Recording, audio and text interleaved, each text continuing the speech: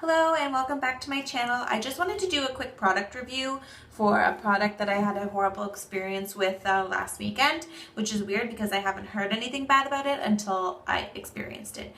So the product is the Glam Glow, the Super Mud Clearing Treatment. I got a sample at Sephora. I was originally just going to buy it, but they were all out, so they gave me a sample, which ended up being a blessing in disguise. The product actually looks like this. It's a really dark mask. It doesn't smell too bad.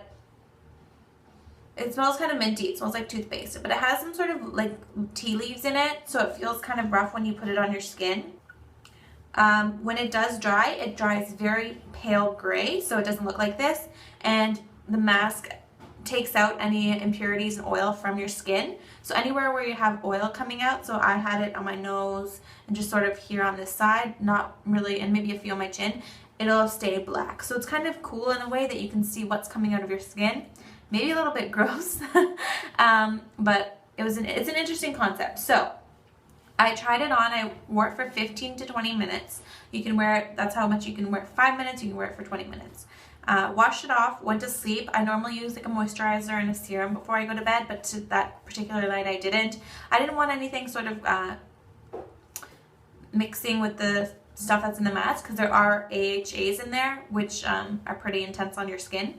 Went to sleep, woke up the next day, and I had a horrible allergic reaction. Red puffy face, red dots everywhere, itchy like you would not believe. I was crying, like I was so upset. I had just only recently gotten my skin to a good place, and this like totally changed it. I had to take like an antihistamine to sort of calm my face down, but it stayed like that for 2.5 days. Even with like heavy coverage foundation, it could like keep the color down, but you could tell like my face was super irritated. Since that day, my skin has totally changed. I used to have oily combination skin. Now my skin is very, very dry, and it was specifically because of the effects of this mask. So I've heard really great things about it, so I don't know if I'm maybe 1 in a million people who are allergic to some sort of combination of the products in here. I don't know if other people have experienced this. I don't know if it was just too intense for my skin. Maybe my skin was too sensitive, but I definitely wanted to do a review on it because it's just surprised me that this even happened. So yeah, so this is what it looks like when it's drying. You can see it's like a light gray. So if you do not like the Glam Glow mask, or you feel like it's too intense or something, I do recommend this mask. This is like my tried and true mask. It is the Dr. Dennis Gross Colloidal Sulfur Mask. It's a lot of words. Acne medication, treats blackheads and pores, absorbs excess oil. I'm not sure how much I paid for this. I got it at Sephora. I think it must have been like $60 Canadian.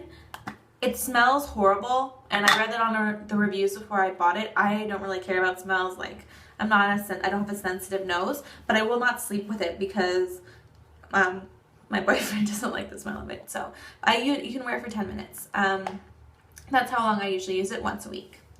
So this one looks a lot different than this other mask. Oops. And it just dries like it dries the same color. It doesn't do anything fancy, like shows you where your stuff is coming out, but it is a very good mask. I do recommend it. I like the Dr. Dennis Gross stuff.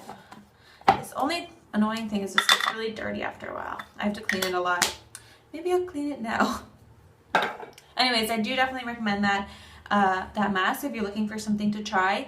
And I also wanted to just say from this story, like how important it is to sample products before you buy, especially one that's as expensive as the Glam Glow. Like if you're paying $60 for a mask, and for like a tiny jar, it's way more important to sort of test it with your skin, especially if your skin is sensitive, or especially if you've had reactions in the past, or in my case not, before you buy. Like end of the day, the worst case scenario is you go back to Sephora and you end up having to buy it. Samples are free. Sephora is great for that. You just ask someone if you can have a sample. They're really great. I'm actually sampling a few things from them right now, and it's a lot better than buying it and then wasting your money. So definitely recommend that, and treat your skin nice.